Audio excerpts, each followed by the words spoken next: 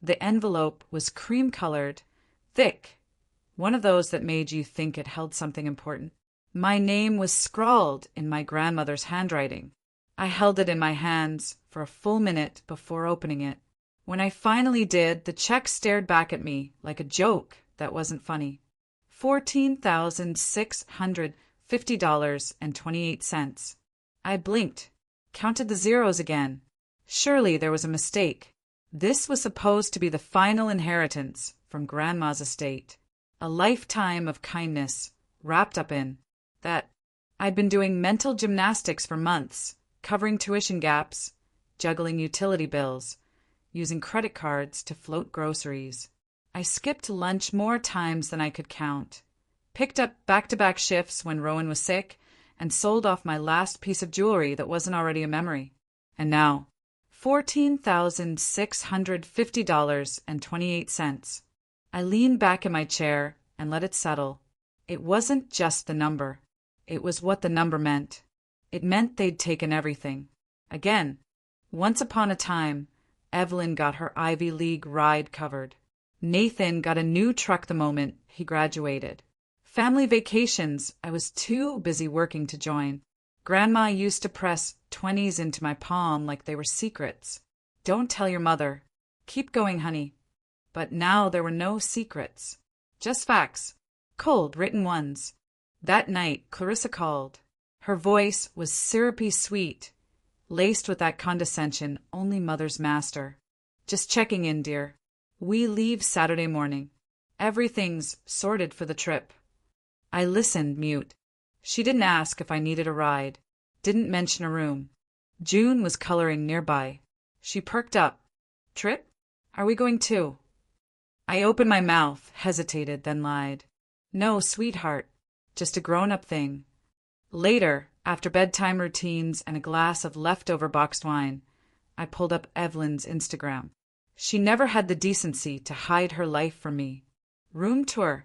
5 beds, all with name tags. Even the damn golden doodle had its own spot. A video auto-played. Her voice. So glad we grabbed the last suite. Everyone fits.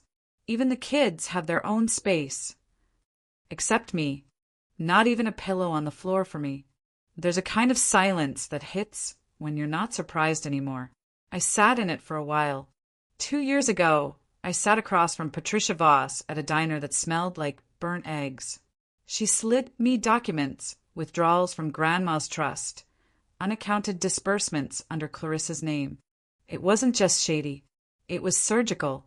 I confronted Edmund. His reaction? Stone cold. If you make noise, we'll take the kids. Don't push me. 3 weeks later, Child Services showed up at my door. Anonymous call. Mental instability. I was placed under review. Lost my teaching position for 2 months. Had to show up to court-ordered evaluations just to keep my kids. They didn't just gaslight me. They lit the whole room on fire and made me apologize for the smoke. I passed every test, but they didn't care. The damage was done. Now Rowan's voice cut through the quiet. Why don't they want us there? He was 12, but his eyes had learned to scan for lies. June added softly, Is Grandma mad at you? I didn't answer. What was there to say? The next morning I packed their lunches, drove them to school, smiled at the teacher, then sat in my car and stared at the dashboard. This wasn't about missing a trip. It was about being erased. Carefully, quietly, like I was never there. I made a decision. At midnight, I opened my laptop and booked a cabin. Not just a cabin, a full retreat. $29,000. 5 nights. Everything included. It was more than I had planned to ever spend on anything non-essential. But this felt essential. I woke the kids at 4 a.m. Pack your bags. We're going on a trip. Our own. They didn't ask questions. They trusted me. That almost hurt more. We drove into the woods before sunrise. I brought one thing of Grandma's, the velvet ribbon box she gave me when I turned 21. I hadn't opened it since. Rowan looked over from the back seat. You okay, Mom? I didn't answer right away. Then I looked him in the eye through the mirror. I've never been clearer. As we pulled into the gravel driveway of the secluded cabin, the sign hanging above the porch came into view. Your reset begins here. But I had no idea this trip would put us all on camera, and into the storm I thought I had left behind. The first light of dawn filtered through the tall pine trees outside the cabin's windows, spilling warm gold across the hardwood floor. Marlowe stirred beneath the quilt, the air crisp but comforting. For the first time in years, she woke up without bracing herself. No text to decode, no forced smiles, no waiting for the other shoe to drop. Outside, she heard the echo of laughter, Rowan and June running through the fallen leaves, their voices unburdened. Their joy felt sacred. A knock came at the door. Aunt Verona stood there, arms full of warmth, homemade cinnamon rolls, thermoses of coffee, fresh fruit. She stepped in like she belonged, and maybe for the first time, she truly did. They sat quietly at the table, steam rising between them. Verona brushed Marlowe's hair back from her face. You did good, honey. Look at them. Marlowe followed her gaze to the window.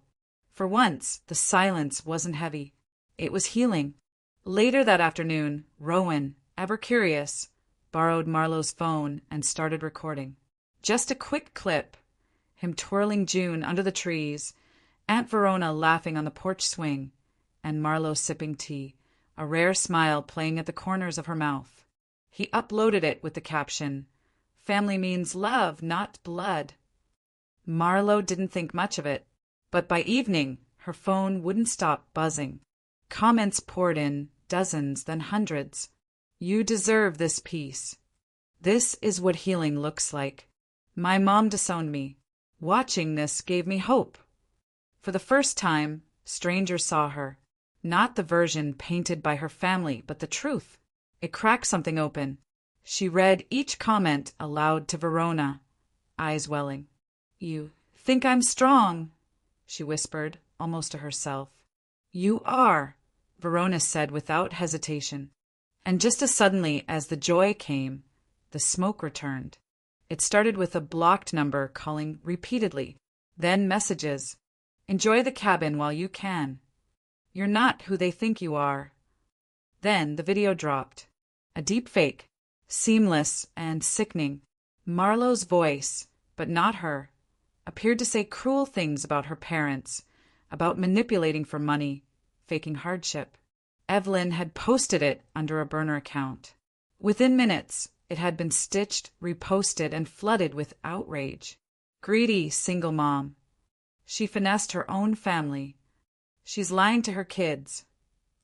Her phone lit up with notifications, articles, angry DMs. Even her old school board contacted her for a clarification. Rowan saw one headline before she could hide it. Mom, did you say those things? No, she said, steady despite the quake inside her. And I'll prove it. That night, Verona pulled her aside and placed a sealed envelope in her hand. I didn't know what it was. It was in your grandmother's safe. She asked me to keep it until the time was right. Inside, Marlowe found a handwritten letter, her grandmother's looping cursive unmistakable. Marlowe, this cabin is yours. No one else's. Use it to rest, to heal, to remind yourself who you are. Attached were copies of bank statements, large withdrawals from the trust, months before Grandma's passing. The signatures didn't match hers. Marlowe felt the floor tilt beneath her. It wasn't just emotional manipulation anymore. It was theft. She sat down hard, clutching the letter. Her grief turned into clarity. This was never about me being the black sheep, she said. They just didn't want me to see what they were doing. By morning, she had made up her mind. She typed a message and sent it to the family group chat, something she hadn't done in over a year. I know what you did. You have one chance to come clean, or I go public, including legal action. I'm not afraid of you anymore. She called Patricia Voss next. I need to file for defamation, and I need to reopen the estate records. There's evidence now. That night she didn't sleep, but she didn't shake either. She tucked June in with a kiss, wrapped her arms around Rowan, and stared at the ceiling in silence. The peace was gone, but the fog was, too. At dawn, Marlowe walked to the end of the gravel path. The mailbox held only one item, a thick manila envelope with no return address. Inside, a single sheet notarized. Vacate the cabin within 72 hours or accept permanent removal from this family. No further communication will be tolerated. She stood there as the wind rustled the trees. Their threats hadn't changed, but she had. Marlowe sat at the kitchen table, the manila envelope open before her. No return address, no name, just that single sheet of paper. Vacate the cabin within 72 hours or accept permanent removal from this family. The phrasing was sterile, corporate, legal muscle without a fingerprint. She read it twice more, slow, steady, then folded it in half and set it aside. Later that morning, she met with Patricia Voss over video call. The attorney's tone was clipped, efficient. You have a clear case, Marlowe. Fraud, defamation, harassment. The trust documents, the deep fake, and Verona's testimony. We move now, we move fast. Marlowe nodded. Do it. It felt like crossing a line she could never uncross. But for once, the fear didn't feel bigger than the need. That afternoon, she sealed the lawsuit paperwork into a certified envelope. Rowan watched her quietly from the hallway. June came up beside her, eyes big. Will Grandma be mad? Marlowe knelt beside her. Sweetheart, she already chose me. A long time ago. At the courthouse, Clarissa wept on the witness stand. I didn't know what Edmund was doing, she said between sobs. He controlled everything. I was scared. Marlowe sat still, her hands folded. Edmund didn't flinch. When asked directly about the trust withdrawals, he barely blinked. She's always been unstable, he said, motioning toward Marlowe. Everyone knows that. The judge raised an eyebrow. Patricia stood and handed over printed copies of letters from the grandmother's estate files, one naming Marlowe as sole heir to the cabin. Financial statements followed, showing large sums redirected under Clarissa's name. Then Verona took the stand. She trembled at first, then steadied. She told me Marlowe was the only one who ever visited without asking for money. She asked me to protect the cabin if anything happened. Silence.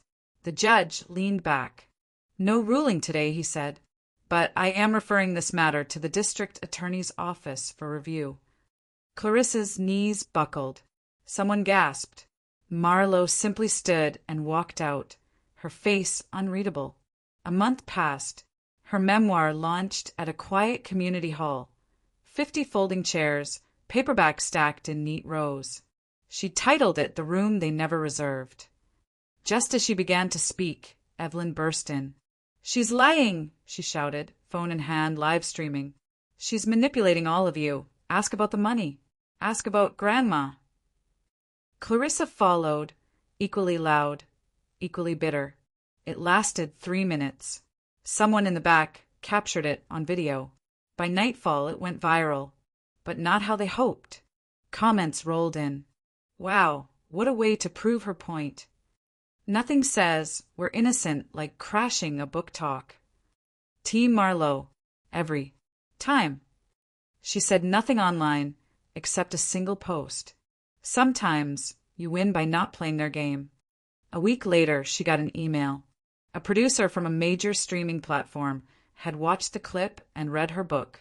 We want to option your story, it read. This narrative needs light.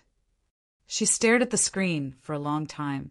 Fame wasn't the point, but her children watching the truth live on? That mattered. Rowan leaned over her shoulder. You didn't just protect us, he said. You showed us how to fight without becoming them. She agreed to the documentary with conditions. No dramatization. Full editorial control. And it had to start here, in the cabin. This is where I chose myself, she said during the first take, standing in front of the fireplace, the old velvet ribbon box beside her. Then the letter came. folded neatly in pastel paper. Clarissa's handwriting. Marlowe read it aloud in silence. I miss you. I want to start fresh.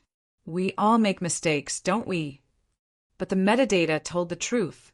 It was ghostwritten by a PR firm, crafted for optics, not healing. She fed it to the fire. No anger, just clarity. Thanksgiving arrived. Verona brought sweet potatoes with pecans. Harper made 2 pies. Rowan and June played Monopoly by the hearth. There was no fine china, no forced smiles. Just real people, real warmth. There wasn't a seat for me at their table, she said softly as jazz played in the background. So I built my own, and made room for truth. A knock came at the door. Marlowe opened it. A young woman stood there, wind in her hair, holding an old black-and-white photograph. Miss Hartley, she said, I think we need to talk. There's something about your grandmother's first marriage.